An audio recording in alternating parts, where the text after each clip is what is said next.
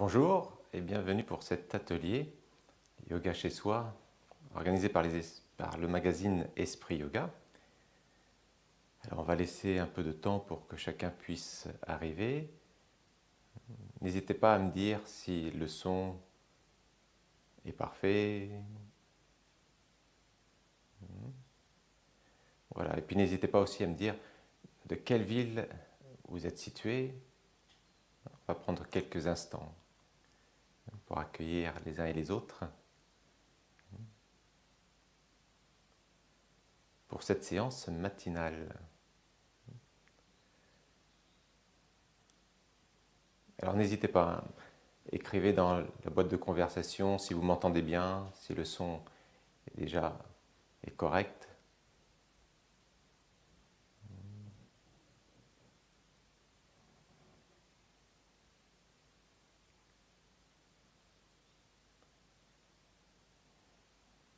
Ah super, je vois une première réaction. La belle Marseille, super.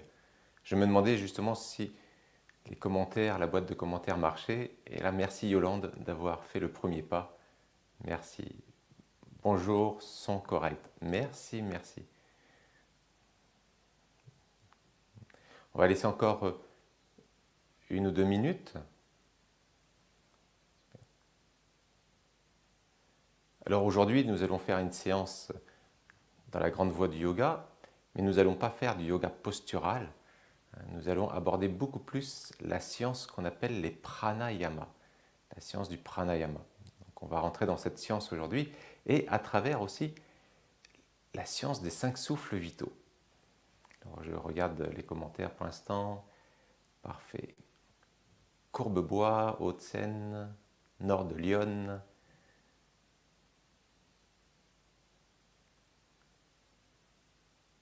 Parfait, super. Et n'hésitez pas aussi à me dire si c'est la première fois que vous faites vraiment une séance basée sur cette science des pranayamas, sur la respiration, si c'est vraiment une découverte ou si c'est quelque chose à laquelle vous êtes déjà habitué, peut-être à travers vos cours de yoga. Donc n'hésitez pas à me dire comment ça se passe pour vous. On va se laisser encore 1 minute et pendant cette minute, j'aimerais remercier effectivement le magazine Esprit Yoga pour cette invitation, cette deuxième invitation. La première, c'était en juillet, où j'ai pu avoir l'occasion de présenter mon livre « Les 4 sagesses du yoga », qui sont parus aux éditions Le Duc. Donc je vois, première fois, il y a beaucoup de premières fois, super. C'est toujours intéressant de faire une découverte et puis d'avoir des personnes qui vont découvrir quelque chose. Première fois aussi, magnifique. Donc Corinne, oui, tu pratiques les pranayamas depuis un certain temps. Parfait.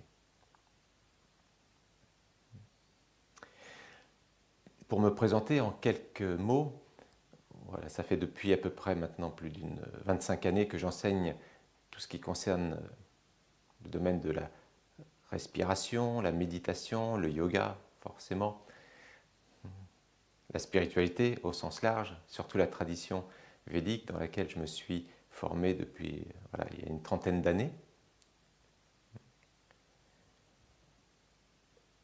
Et récemment, comme je vous l'ai dit, j'ai écrit un ouvrage qui s'appelle « Les 4 sagesses du yoga » où on voit toutes les saveurs des différents yogas. Aujourd'hui, on va aborder beaucoup plus l'aspect du yoga qu'on appelle Raja Yoga. C'est la voie royale. La voie royale. Donc dans cette voie royale, il y a un grand sage qui a codifié cette voie royale. Il s'appelle Patanjali et il a créé ce qu'on appelle les Yoga Sutras. Un traité magnifique sur la science du yoga où il parle justement des 8 membres du yoga pour ceux qui connaissent l'Ashtanga Yoga. Et donc l'un de ces 8 membres s'appelle le pranayama. Et dans cette science du pranayama, on va retrouver une science très particulière, très précise, qu'on appelle les 5 souffles vitaux. Alors, on a laissé les uns et les autres arriver. Je vois que Nawel qui dit une pratique habituelle pour moi, très bien. Bon, ben, je vois que nous avons différentes personnes, des personnes qui vont découvrir, des personnes qui vont conforter leur approche de cette science. Alors, on est parti. Déjà, prenez une assise qui est confortable pour vous. Parce que dans cet atelier, il va y avoir quand même pas mal d'expériences, donc pas mal d'exercices. Donc prenez un temps où vous pouvez vraiment vous sentir à l'aise. Alors, idéalement, si vous êtes au sol, c'est parfait, mais ce n'est pas essentiel. Vous pouvez aussi être sur une chaise pour ce que nous allons pratiquer. Hein, c'est aussi faisable.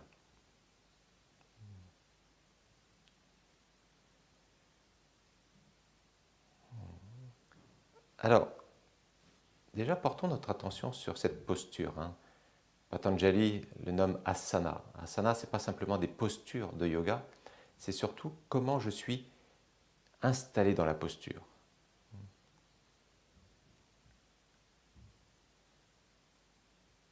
Est-ce que je suis détendu dans la posture?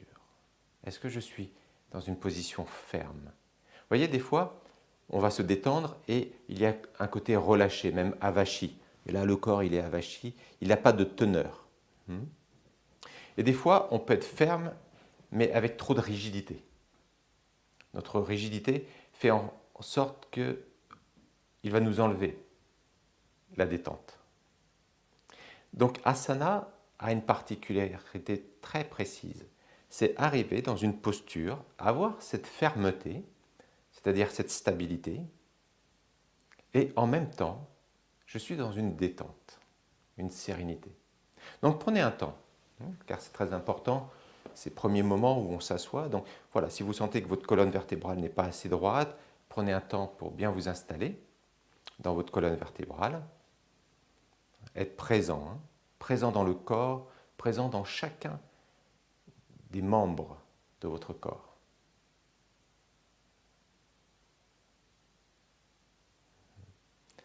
Donc une assise ferme et confortable.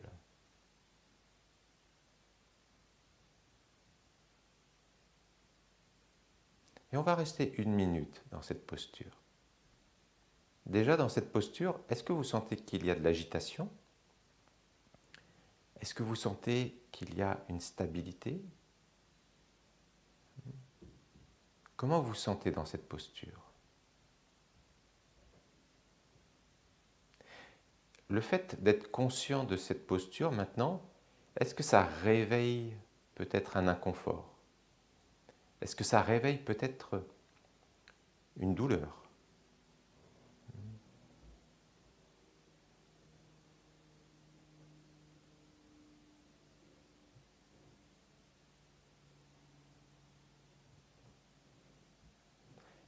Une autre particularité qu'on va installer maintenant dans notre pratique, c'est le sourire. On va mettre un beau sourire sur notre visage. Alors pourquoi est-ce si important de sourire? Vous avez pu observer, généralement, lorsque vous regardez une statue de Bouddha, il y a ce léger sourire. Alors, ce n'est pas pour vendre plus de statues, c'est qu'il y a vraiment un secret derrière le sourire. Il y a un vrai secret. Est-ce que vous avez observé que lorsque vous souriez, il y a un mécanisme qui se produit? Déjà, il va y avoir très peu de muscles qui vont être nécessaires pour faire le sourire. À peu près 4, 5, 6 muscles. Et pour faire un visage triste, il vous faut à peu près plus de 70 muscles. Donc déjà, lorsque vous faites le sourire, il va y avoir une détente qui s'installe. Vous pouvez déjà le pratiquer. Vous pouvez déjà le mettre sur votre visage. Mettez ce sourire sur votre visage.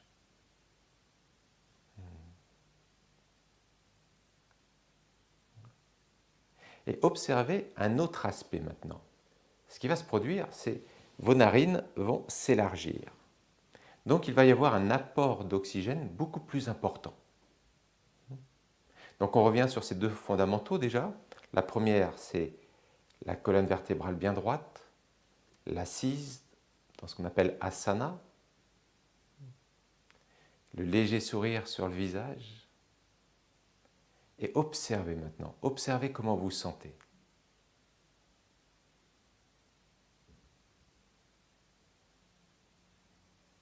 Voilà, pendant les quelques prochaines secondes, je reste stable et immobile dans cette posture.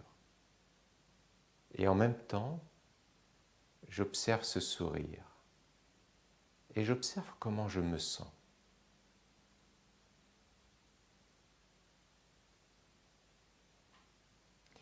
Que se produit-il à l'intérieur de vous? Que se passe-t-il?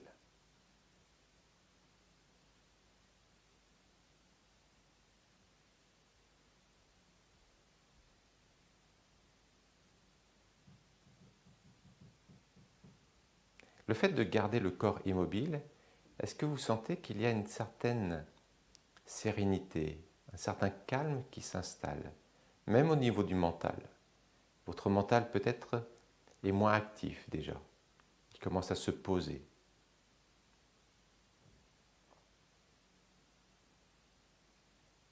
Dans cette immobilité. Asana, être ferme, stable dans la posture et en même temps détendu.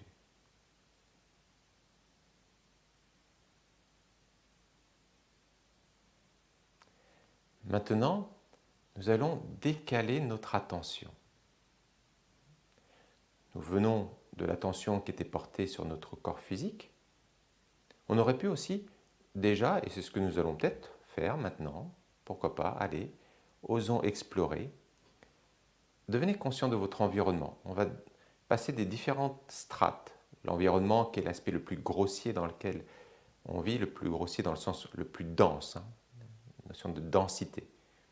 Devenez conscient de cet environnement. Est-ce que vous avez pris le temps d'observer l'environnement dans lequel vous êtes ou est-ce que c'est votre mémoire qui vous a redonné cet environnement? Vous l'avez enregistré depuis un bon bout de temps maintenant. Vous êtes installé, mais est-ce que vous avez pris le temps de regarder ce qu'il y a autour de vous? Peut-être le canapé, peut-être la table, peut-être le fauteuil, la fenêtre, la nature qui est derrière la fenêtre. Prenez le temps. Voilà, je vois que certains d'entre vous ont déjà réagi. Je souris, je me sens très bien droite. Je me tiens bien droite, super. Donc voilà, donc de l'environnement, on va décaler notre attention. On va porter maintenant notre attention sur le corps physique. Et déjà, on commence à faire ce qu'on appelle une autre science des Yoga Sutras, on appelle Pratyahara. On retire nos sens de l'extérieur pour aller vers l'intérieur. Donc je vais commencer à aller vers l'intérieur.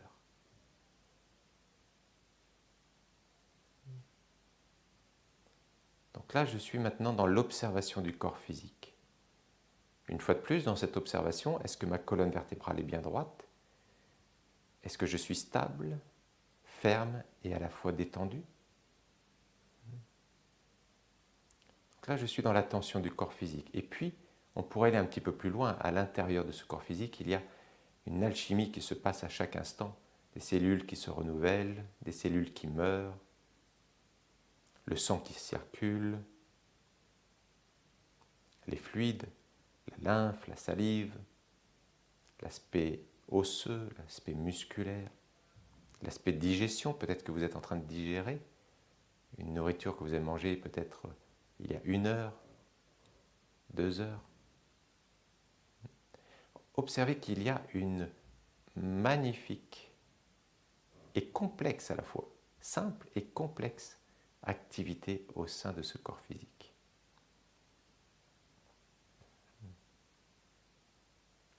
De l'environnement au corps physique, maintenant nous allons passer à l'observation de votre respiration. Devenez conscient de votre souffle. L'assise est confortable, détendue. Maintenant, vous êtes attentif à votre souffle. Observez votre respiration. Est-ce qu'elle est lente, profonde? Est-ce qu'elle est rapide, saccadée? Comment est votre respiration? Et là, tout doucement, on rentre déjà dans la sphère de la science du pranayama. Je vous laisse un temps d'observer et pendant cette observation, je vais vous donner quelques orientations d'observation.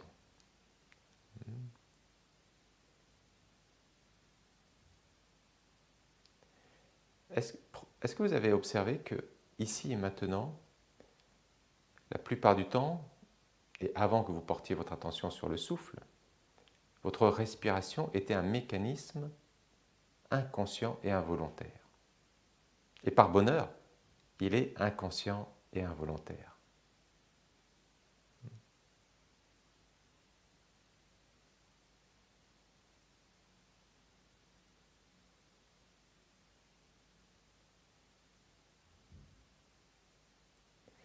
La science du pranayama, c'est de vous permettre justement de changer et de modifier ce principe pour qu'il devienne maintenant conscient et volontaire. Donc déjà, nous rentrons dans la science qu'on appelle pranayama, prana-yama. Yama veut dire héberger, contrôler, et prana, l'énergie vitale, le souffle vital. Donc déjà, vous allez commencer à augmenter l'inspire, accroître la durée et la profondeur de l'inspiration, et vous allez aussi maintenant prendre un temps pour expirer d'une façon plus longue et profonde et plus lente. Donc là, vous êtes en train de passer du schéma qui était inconscient, involontaire, à maintenant à une orientation consciente et volontaire. Et ça va faire toute la différence. Parce que ce n'est plus le mental, ce n'est plus votre corps, ce n'est plus l'aspect extérieur qui va prendre le dessus. C'est vraiment vous qui allez gérer votre monde à travers le souffle. Donc, je vous laisse expérimenter de plus en plus cette respiration qui est maintenant consciente et volontaire. Vous pouvez continuer à bien fermer les yeux et à vous laisser accompagner dans cette science.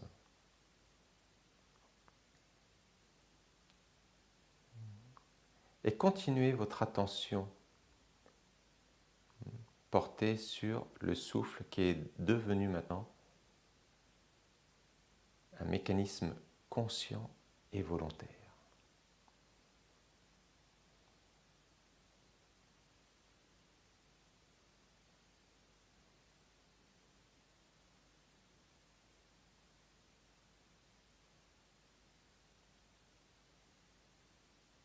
Observez qu'en même temps, il y a plein de choses qui se modifient en vous. Votre esprit est peut-être devenu plus calme maintenant. Votre corps, vous n'en êtes peut-être pas rendu compte. Lui aussi, il est calme, immobile, il est stable. Continuez votre respiration, cet acte maintenant que vous avez rendu conscient et volontaire. Nous allons passer maintenant à une nouvelle étape de cette science où on va commencer à observer que je vais avoir un impact sur ma respiration. Alors si c'est la première fois que vous faites des exercices de respiration, il se peut que peut-être que ça vous tourne un peu, peut-être que vous sentez un peu étourdi, parce qu'on accroît l'apport d'oxygène, donc c'est normal, c'est normal.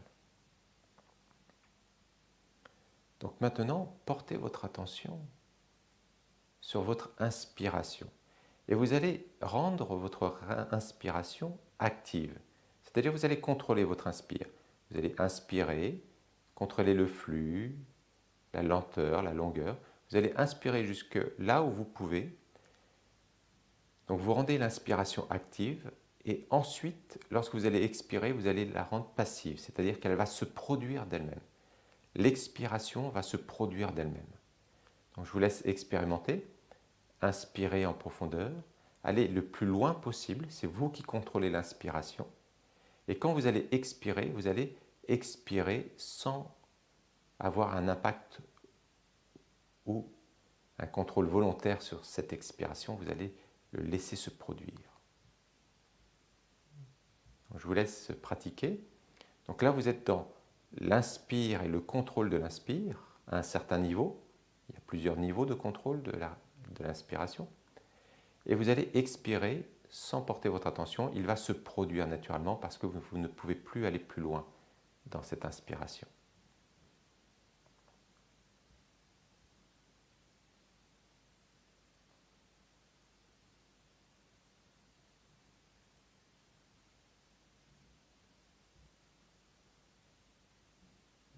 Très bien, toujours les yeux fermés. Maintenant, vous allez revenir simplement à observer votre respiration sans avoir un impact sur votre respiration, ni sur l'inspire, ni sur l'expire. Et là, donc, nous sommes dans un schéma où l'inspire est passif, l'expire est passif. Pourquoi? Parce que, en fin de compte, vous n'avez pas d'impact, vous ne contrôlez pas, il se produit de lui-même. Donc là, vous êtes revenu à un système passif au niveau de l'inspiration et de l'expiration.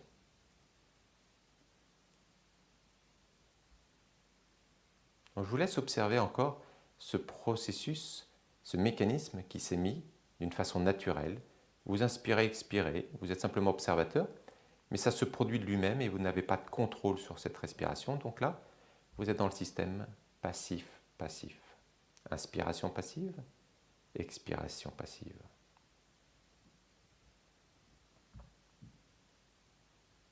Maintenant, nous allons laisser l'inspiration passive, elle se produit d'elle-même, et nous allons maintenant rendre l'expiration active.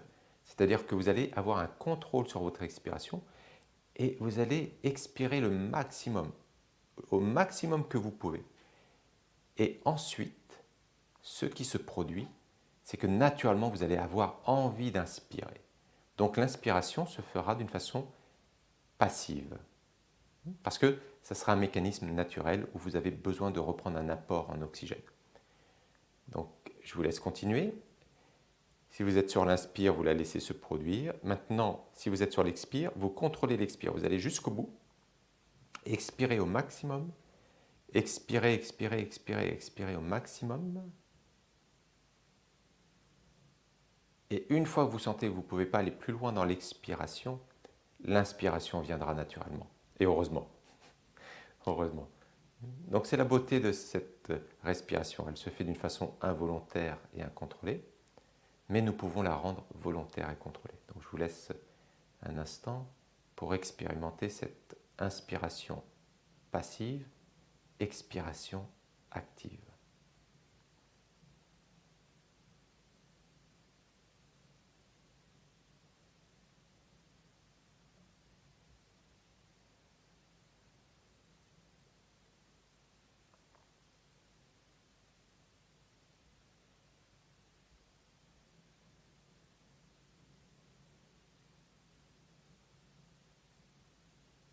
Très bien. Maintenant, vous pouvez revenir à l'inspiration passive, expiration passive, c'est-à-dire que vous êtes une fois de plus observateur de la mécanique respiratoire qui se produit, mais vous n'avez pas d'impact dessus, vous n'avez pas de contrôle, vous ne faites pas d'acte volontaire. Donc vous laissez simplement, vous observez simplement.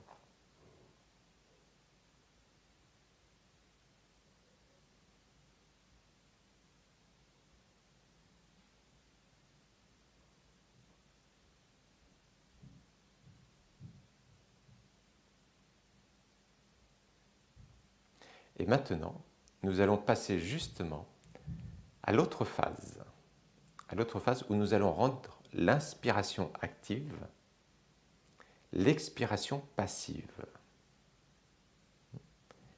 Excusez-moi, l'inspiration active et l'expiration active aussi. Très bien. Donc continuez. Inspire est actif, l'expire est active. Et vous allez allonger votre inspiration. Et vous allez allonger votre expiration. Et je vous invite à être de plus en plus conscient de cet acte qui est votre respiration, l'acte le plus important de votre vie. Le jour où celui-ci s'arrête, tout s'arrête.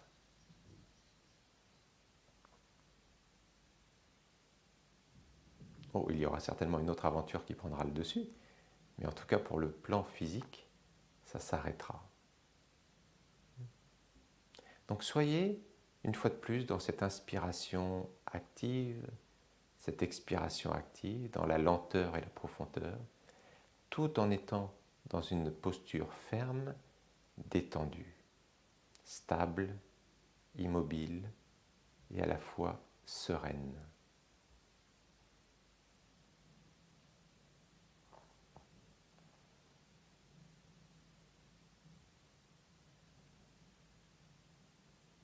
Continuez encore avec cette inspiration-expiration.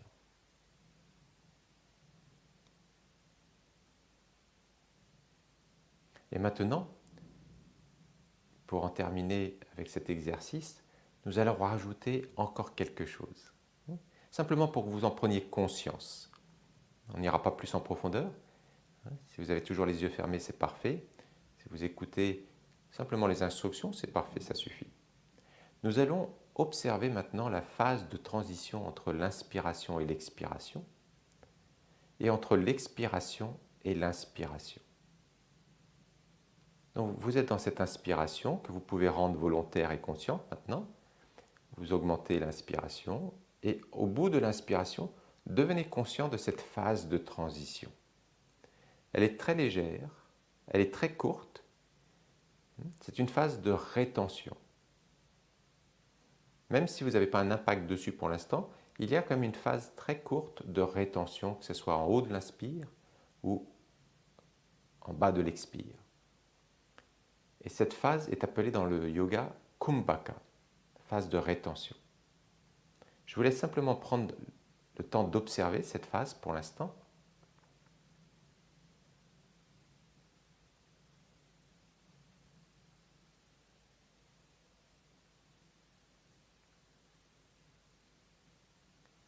Et vous allez maintenant allonger cette phase. Vous allez marquer une pause pour faire une rétention, qu'on appelle Kumbhaka. Donc j'inspire profondément, je retiens mon souffle, je suis sur un Kumbhaka poumon plein, j'expire, je retiens mon souffle, poumon à vide cette fois-ci, Kumbhaka avec poumon à vide, et je repars sur l'inspire. Et là, vous êtes rentré encore un peu plus dans la science du pranayama. Je vous laisse 2-3 minutes pour bien expérimenter cette respiration.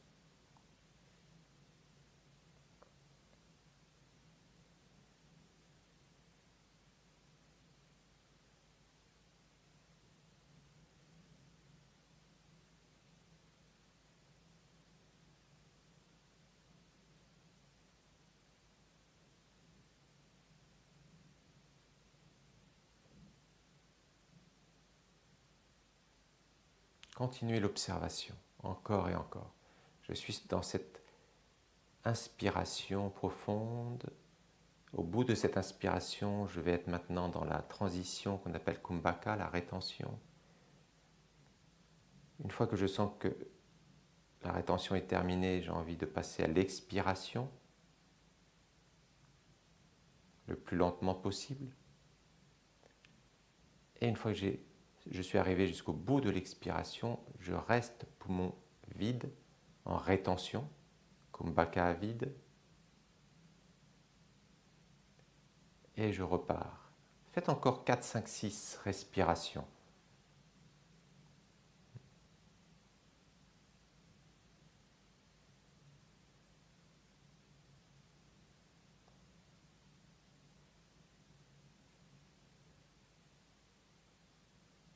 Alors encore 1 minute.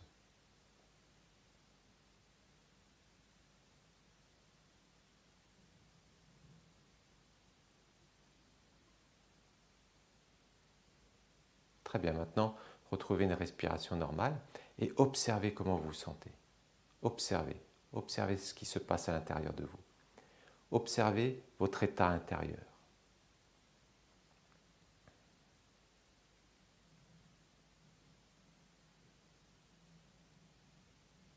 Tout en gardant le sourire et la stabilité dans le corps.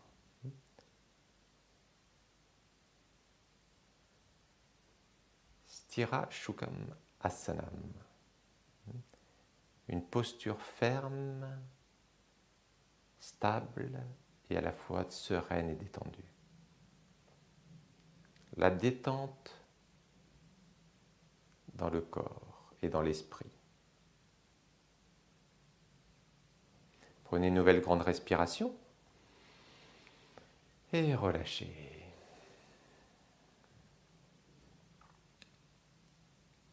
Une nouvelle encore profonde respiration. Redevenez conscient de votre corps physique. Et redevenez conscient de votre environnement. Et quand vous le sentez, vous pouvez déjà réouvrir les yeux.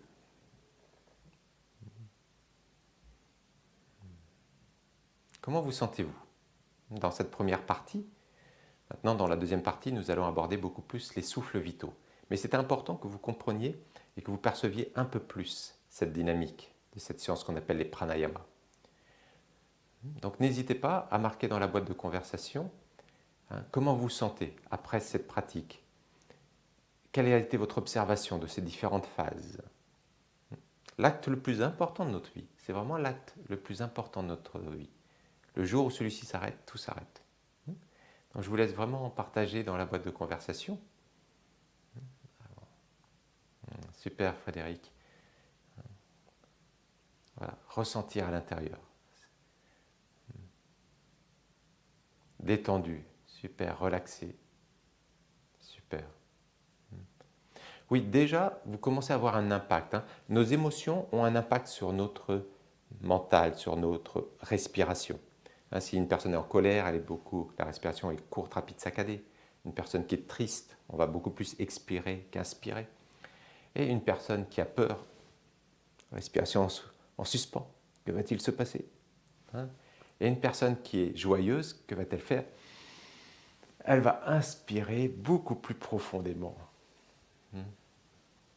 Voilà, présente à moi. Oui, Annie, plus de présence. Le souffle va vous amener cette présence. Zen, Jefferson, super, apaisé. Très bien. Donc nous allons continuer maintenant. Nous allons continuer dans cette compréhension. Maintenant, et je ne vais pas pouvoir l'aborder aujourd'hui parce que ça serait trop long d'amener cette connaissance, mais je vous l'amène pour que ça soit une compréhension plus simple pour vous. Donc, quand vous inspirez, il va y avoir deux choses que vous allez prendre, essentiellement. Il y en a d'autres, mais ce qui nous intéresse aujourd'hui ici, la première chose, c'est l'oxygène. Donc ça, c'est le premier aspect très important, parce que sans oxygène, on ne vit pas sur cette planète. Ce corps physique ne vit pas. C'est comme l'exemple de la bougie. Vous avez la flamme de la bougie, et si vous mettez un bocal dessus, à un moment donné, comme il n'y a plus d'oxygène, la flamme va s'éteindre. Donc de la même façon, s'il n'y a plus d'oxygène, ce corps va s'éteindre. Mais il y a une autre source qui, dans le monde du yoga, est très connue. On l'appelle le prana.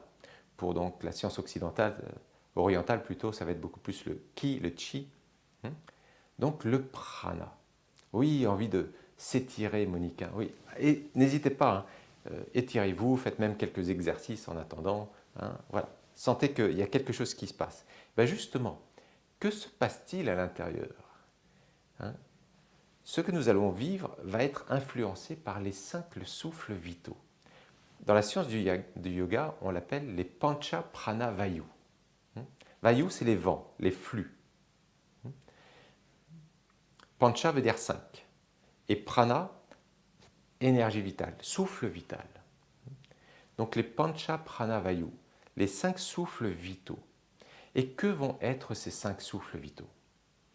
Ils ont leur importance parce qu'ils vont avoir un impact. Alors, je vous parlais du prana, terme générique, avec un P majuscule, l'énergie vitale, la particule solaire, ce qui fait pétiller. C'est, en fin de compte, le prana et l'oxygène, on pourrait le comparer avec l'électricité, dans l'électricité, entre le voltage et l'ampérage. Vous pouvez être sur du 220 volts, et tous vos appareils électriques vont fonctionner s'ils sont en 220 volts. Maintenant, si il y a un problème sur la ligne électrique et que c'est plus que du 110 volts qui vous est fourni, vous allez avoir tous vos appareils électriques en 220 volts qui vont arrêter de fonctionner. Et si en plus maintenant on vient aux 24 volts, tous les autres appareils arrêtent de fonctionner à part ceux qui sont en 24 volts. Donc ça, c'est le voltage, c'est-à-dire c'est l'oxygène que vous prenez à l'intérieur de vous, selon le volume que vous allez prendre d'oxygène. Hein, et puis les scientifiques disent qu'aujourd'hui, on respire à 30% de notre capacité respiratoire, 30, 35, pour ceux qui font du sport un peu plus, ceux qui font du yoga encore un peu plus. Mais on peut vraiment, en portant notre attention sur la respiration, développer pour retrouver une capacité de 60, 65, 70 de notre capacité respiratoire, ce qui va avoir un impact énorme parce qu'on va oxygéner notre sang à plus de 70%, on va éliminer les toxines et puis surtout les gaz comme le dioxyde de carbone à plus de 70%, alors qu'aujourd'hui, il est beaucoup plus restreint. Donc ça, c'est le voltage. Maintenant, dans l'électricité, il y a les watts. Qu'est-ce que c'est? Eh bien, c'est ce qui va faire la différence entre une ampoule en 20 watts, 40 watts, 60 watts. Qu'est-ce qui se passe lorsque vous changez en termes de watts? Vous avez la même électricité, mais l'intensité de votre ampoule va changer. L'intensité de votre ampoule va changer. Elle va devenir plus lumineuse, plus vous allez avoir des watts, elle va devenir de plus en plus lumineuse. Donc qu'est-ce qui va se passer? Eh bien, dans l'air, il y a aussi le prana, l'énergie vitale. Et quand je porte mon attention à travers des différentes techniques pour capter le prana, l'énergie vitale, eh bien, je vais commencer à activer mes 5 souffles vitaux d'une façon plus prédominante. Alors, nous avons conscience, aujourd'hui c'est un atelier d'introduction, c'est très important de comprendre les principes. Je ne vais pas rentrer très profondément dans la science en tant que telle, mais c'est très important de comprendre ça. L'oxygène, pour tout l'aspect physiologique, et le prana, pour tout l'aspect subtil. Votre brillance, en fin de compte, votre luminescence. Plus vous allez avoir de prana, d'énergie vitale, et plus vous allez avoir une vie épanouie, vibrante, joyeuse. Beaucoup plus vous attacher au positif qu'au négatif. Beaucoup plus voir le verre à moitié plein plutôt qu'à moitié vide. Donc ça, c'est le prana. C'est le prana qui vous rend lumineux, qui vous rend vibrant. Est-ce que c'est clair pour vous, ces deux choses? Donc bien comprendre que dans l'oxygène, il y a ces deux sources. Et la science de la respiration en tant que telle travaille sur ces deux souffles, ces deux sources, travaille sur ces deux sources. Parce que l'oxygène va être important, notamment lorsqu'on fait notre travail postural, le yoga postural, si notre corps est plus oxygéné, moins carbonique. Donc à partir de là, qu'est-ce qui va se passer si vous êtes moins carbonique? C'est très important, le terme carbonique, dioxyde de carbone, carbonique. Qu'est-ce qui se passe lorsqu'un système est carbonique?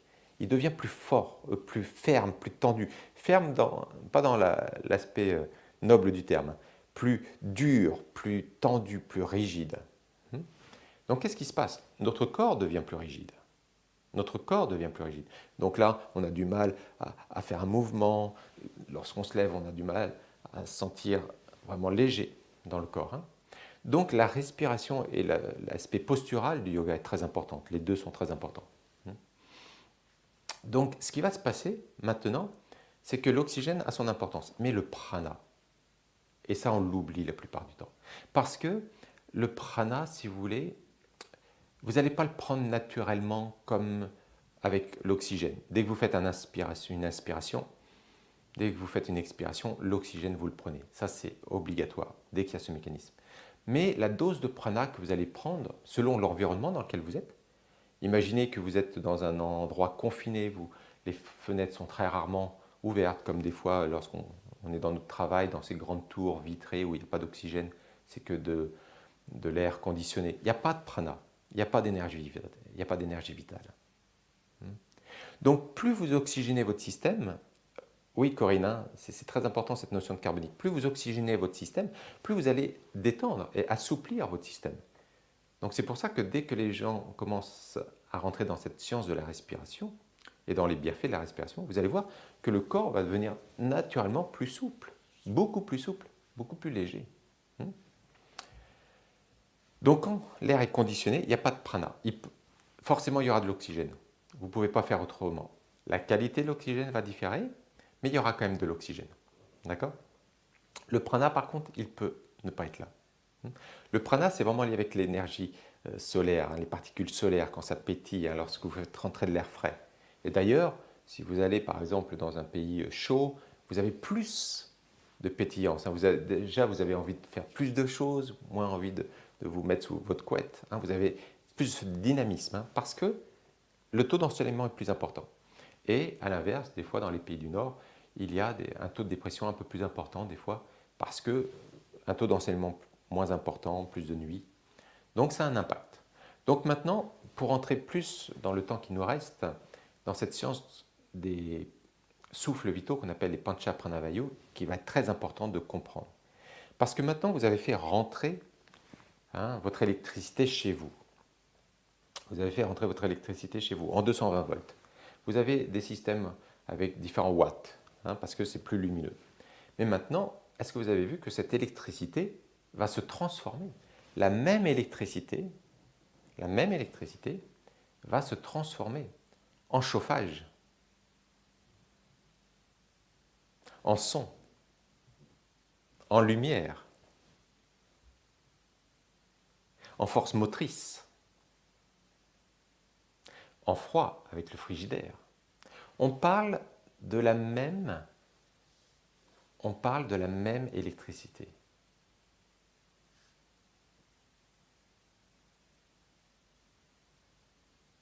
Oui, Corinne, oui, il y a de plus en plus effectivement d'endroits où les fenêtres ne s'ouvrent pas et c'est une catastrophe. Pour moi, c'est une catastrophe.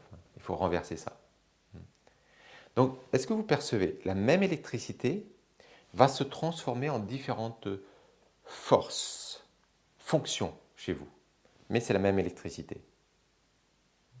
De la même façon, le prana avec un grand P, le prana générique, va se transformer en différentes fonctions, ce que nous allons appeler les Pancha Pranavayu. Et encore, c'est une première approche parce qu'il y a des subdivisions. Donc ces Pancha Pranavayu, qu'est-ce qu'il va avoir comme impact lorsqu'on en prend soin, lorsqu'on les explore, on se les approprie? N'hésitez pas à mettre dans la boîte de conversation si c'est clair pour vous, si ça vous parle, si ça a du sens. N'hésitez pas. C'est une science très précise, tellement vaste aussi. Donc maintenant, ce prana qui est générique, avec un P majuscule, il va, à l'intérieur de nous, se transformer en prana fonctionnel. En prana fonctionnel. Le premier de ces pranas fonctionnels s'appelle prana encore. Des fois, c'est pour ça que ça peut créer une confusion. Une confusion. Donc là, qu'est-ce qui va se passer? Vous allez avoir le premier souffle qui est le prana, une force énergétisante, énergisante. Donc prana, généralement, c'est dans les premiers temps ici. C'est le siège du troisième œil, là où on va capter le prana, et puis après il va se diffuser. D'où l'importance dans vos pratiques de yoga, des fois, lorsque vous faites des pratiques de méditation ou de concentration qu'on appelle dharana, de porter votre attention sur le troisième œil parce que ça a un impact. Donc ça, c'est le prana, l'aspect énergisant, qui va donner l'énergie, si je devais prendre l'exemple d'une entreprise, d'une société qui fabrique par exemple de vêtements, la première chose que vous devez faire rentrer, c'est la matière brute, les tissus. Et après, vous allez pouvoir l'exploiter. Là, c'est pareil avec nous, avec notre système. Bien sûr, je vous ai parlé de l'oxygène, mais là, on se focalise sur le prana. Vous avez besoin de faire rentrer cette énergie vitale. Donc, le premier souffle vital, c'est le prana. Ensuite, vous avez besoin d'extraire ce que vous avez reçu. Quand vous avez inspiré, vous allez extraire l'oxygène. Quand vous avez inspiré, vous allez extraire le prana. Ça, c'est très important.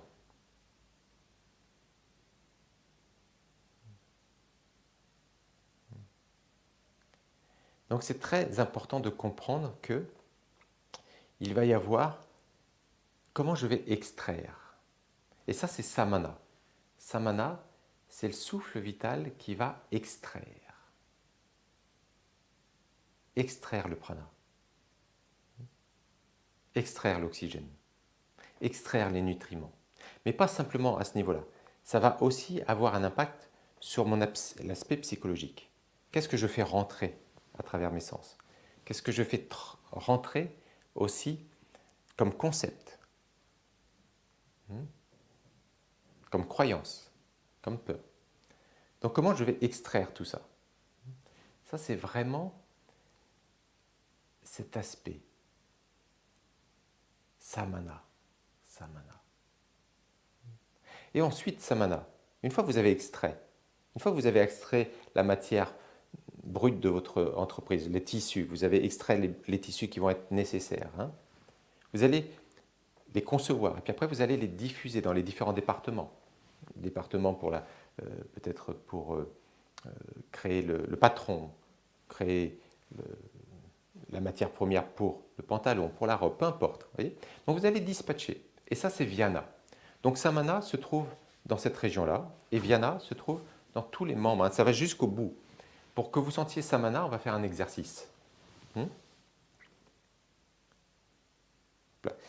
Étirez vos bras, mettez les mains telles que je les mets et observez ce qui se produit à l'intérieur de vous.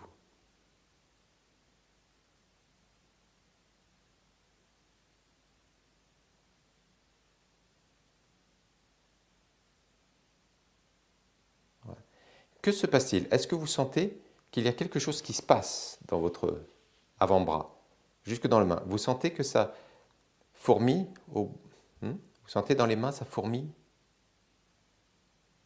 Vous sentez les avant-bras beaucoup plus vivants,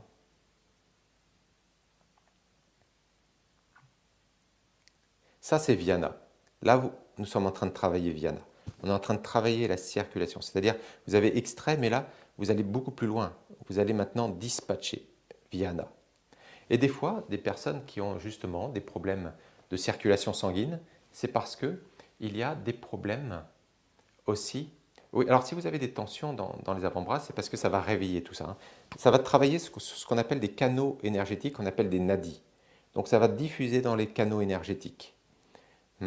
Donc là, vous sentez Vyana. Vyana, ça extrait et ça dispatche. Ça dispatche surtout. Samana extrait et ça dispatche. Donc les personnes qui ont des problèmes sanguins, généralement, bien sûr, ça peut venir des veines, ça peut venir du côté très physiologique. Mais c'est derrière ça, il faut comprendre que le physiologique ne fonctionne qu'avec les souffles vitaux, le corps subtil, le corps énergétique. C'est ce qui fait la différence entre une personne qui est décédée, le cadavre, qui a tous les membres, qui a tout son système physiologique, mais qui n'a plus de souffle vital, donc qui ne peut plus être fonctionnel. Et la vie fonctionne parce que le prana est à l'intérieur de nous. Le jour où il s'en va, il n'y a plus rien.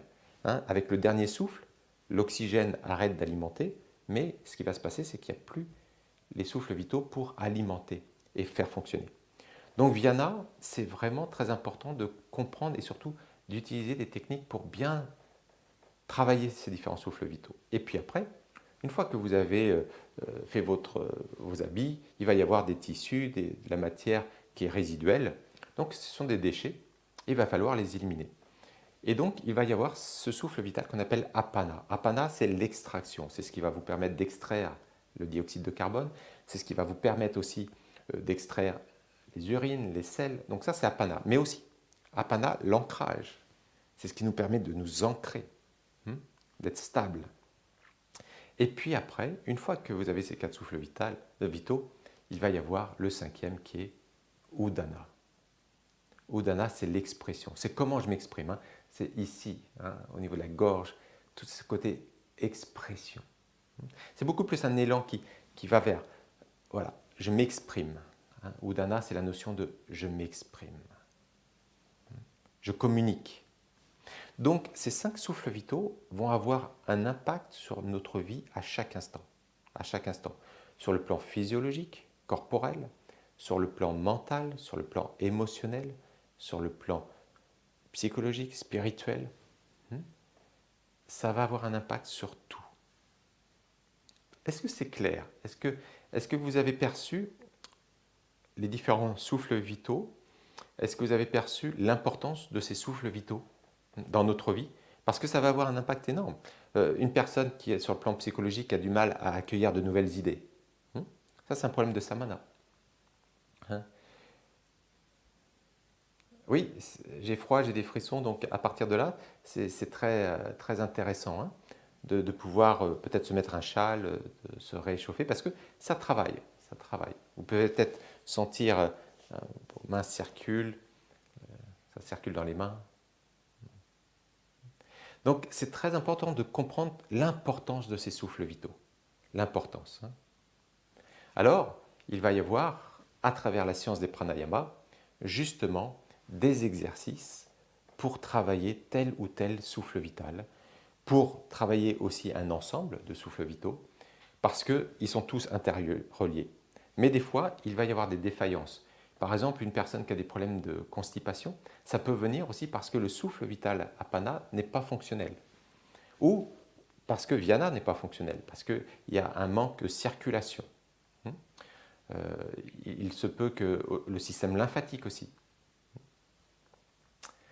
Voilà, en tout cas, c'était aujourd'hui, c'était l'introduction, hein, une introduction pour ces souffles vitaux. L'atelier dure 1 heure, donc il me reste encore une dizaine de minutes. Peut-être on va simplement se poser, on va prendre 2-3 minutes là pour fermer les yeux et se souvenir de cette inspiration-expiration que je vais rendre volontaire. Je vais leur revenir conscient, je vais devenir conscient et volontaire. Oui, Dominique, c'est intéressant ce que tu viens de dire. Hein. Si tu as eu envie de faire des mouvements, c'est parce que, voilà, en activant Viana, qu'est-ce qui va se passer? La circulation repart. La circulation des idées, la circulation des émotions. Hein. Une personne qui a du mal à exprimer ses émotions, ça vient de Udana. Une personne qui a du mal aussi à recevoir les émotions.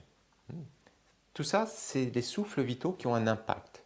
Et au-delà du souffle vital, il y a des différentes couches, hein, ce qu'on appelle les panchakosha. À l'occasion d'un autre atelier, on pourra l'aborder. Donc voilà, fermez les yeux. Je vais chanter un mantra de la tradition védique. Et voyez ce que ce mantra éveille en vous quand vous êtes en train de respirer, les yeux fermés.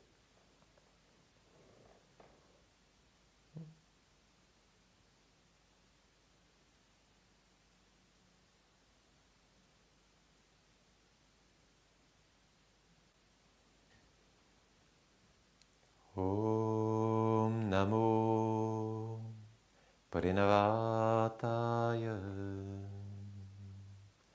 Shuddha Jnanin Kamurtai Nirmala Prashantaya Dakshina Murtaye Namaha.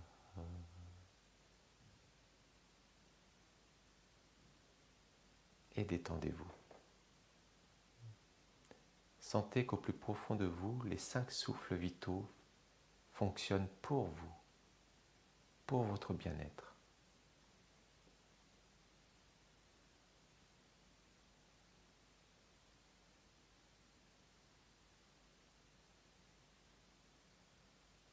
Gardez le sourire sur le visage. Vous êtes dans une respiration consciente et volontaire, pleinement conscient de ces 5 souffles vitaux qui sont à l'intérieur de vous. Ils existent, on en prend soin.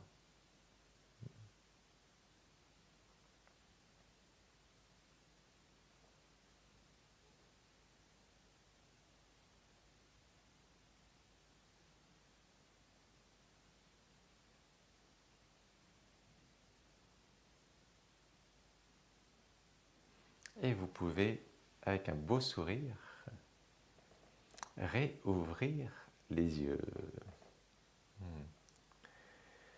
Très bien. Donc, pour la fin de cet atelier, j'ai prévu de vous chanter ce qu'on appelle un bhajan. Je prendrai ma guitare pour chanter le bhajan. Donc, voilà, ce sera un moment pour nous. Quelques informations. Déjà, remercier le magazine Esprit Yoga de m'avoir invité, de m'avoir aussi offert cette opportunité de pouvoir partager avec vous cette connaissance, cette science. Alors c'est une introduction, je vous rappelle, c'est tellement plus vaste, mais j'espère que vous avez reçu l'essentiel. Voilà, n'hésitez pas à me dire si cet atelier a été constructif pour vous, intéressant, ça vous a apporté de nouvelles pistes d'exploration. Voilà, donc je remercie encore le magazine Esprit Yoga et Céline Chadela de m'avoir accueilli sur la plateforme Facebook d'Esprit Yoga. Et puis, je voulais vous partager aussi, je vous en ai parlé en début de cet atelier. Voilà, donc j'ai mis dans ce livre la compréhension des 4 grandes voies du yoga avec beaucoup d'exercices pratiques. Voilà, c'est plus de 25 ans d'expérimentation de ces voies. Et une fois de plus, des fois, ces 4 grandes voies du yoga qu'on appelle Raja Yoga, Jnana Yoga, Karma Yoga et Bhakti Yoga, des fois, c'est vrai que c'est pas, je dirais que les textes traditionnels sont assez hermétiques. Et là, j'ai voulu le rendre accessible. Donc, je remercie les éditions Le Duc pour m'avoir permis justement de communiquer, de transmettre cette magnifique connaissance de mon expérience, avec beaucoup d'expériences vécues, des compréhensions par rapport aussi à des anecdotes, et comment on peut appliquer cette belle connaissance des 4 voies du yoga dans notre quotidien. Voilà. Et puis, vous avez des sachets de thé à laisser infuser pendant tout le livre et beaucoup d'exercices, des exercices à la fin de chaque chapitre en lien avec donc les 4 voies du yoga. Voilà, donc vous pouvez vous le procurer dans toutes les librairies, sur toutes les plateformes. Donc les 4 sagesses du yoga aux éditions Le Duc.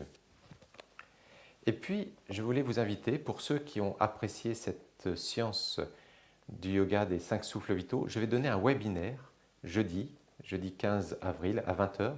Je vais donner un autre webinaire, donc une autre présentation sur ces 5 souffles vitaux, parce qu'effectivement, il y a de plus en plus de personnes qui me demandent d'apporter plus de connaissances. Donc, j'aborderai différemment, ça sera différent dans un autre contexte. Mais vous êtes les bien invités, vous êtes vraiment les invités chaleureusement.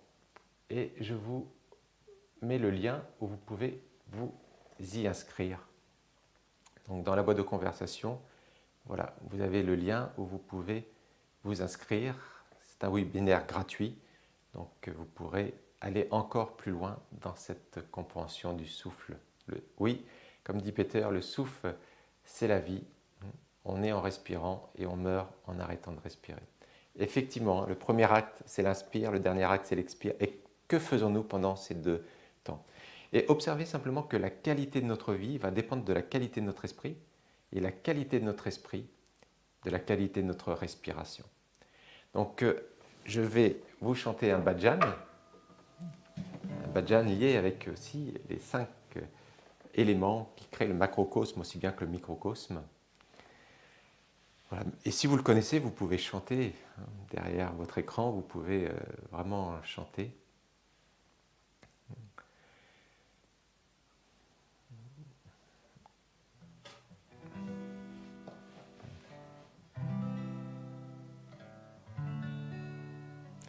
Des chants qu'on appelle les bhajans. Bhajan, on utilise le mantra pour briser un cercle vicieux qui est la répétition de pensées parasites ou négatives. On utilise un cercle vertueux, qui est le mantra. Hari Om, Hari Om, Hari Om.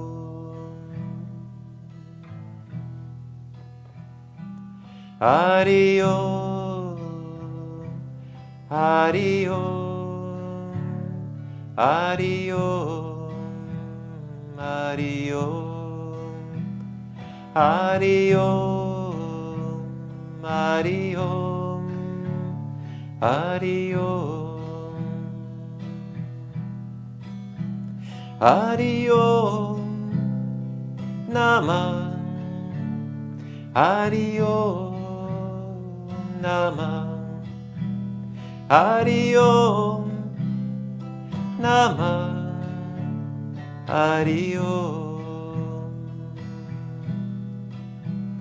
Hari Om, Hari Om, Hari Om, Hari Om, Hari Om, Hari Om, Hari Om.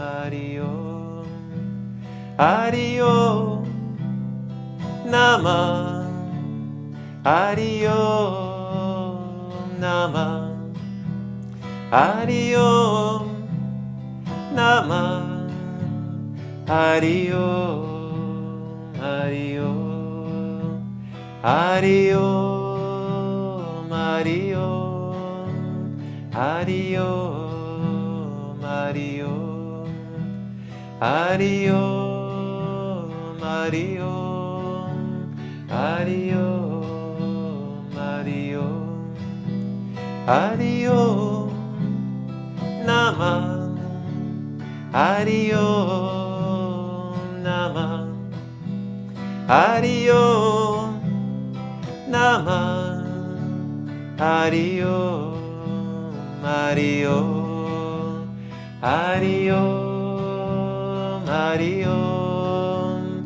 Hari Om, Hari Om, Hari Om, Hari Om, Hari Om, Hari Om, Hari Om, Namah, Hari Om, Namah, Hari Om, Namah, Hari Om, Hari Om, Hari Om, Hari Om, Hari Om, Hari Om, Hari Om, Hari Om, Hari Om, Hari Om, Hari Om,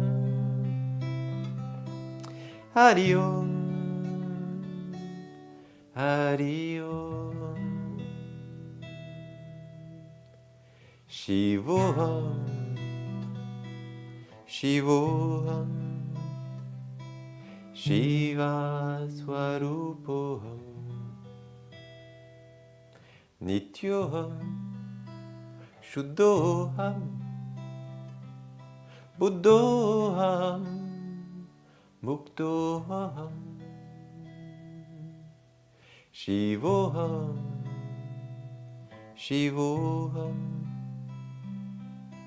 Shiva Swarupoham, Anvetam Ananda Rupam Arupam Brahmoham, Brahmoham, Brahma Swarupoham, Shiddoham, Shiddoham, Satchitanandoham, Om Namah Shivaya, Om Namah Shivaya.